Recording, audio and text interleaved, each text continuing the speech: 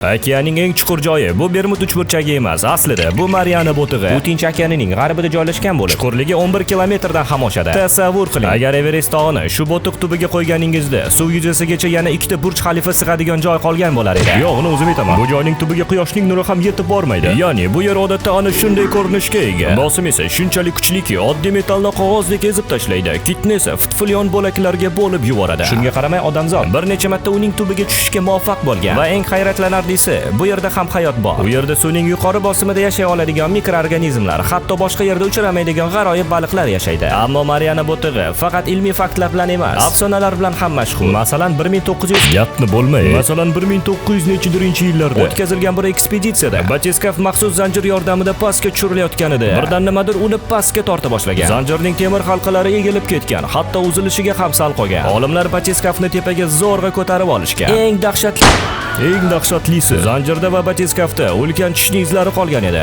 Ammo bu izning kimga tegishli ekanligi hanuzgacha noma'lum. Bu narsa rasmiy ravishda hech qayerda tasdiqlanmagan. Lekin o'sha voqea hamon odamlarning orasida aylanishni davom etadi. Bu uydirma edimi yoki tarixdan o'chirilgan haqiqatmi? Haqiqatdan biling, qornim ochib ketdi. Xullas, like, payk va hokazo.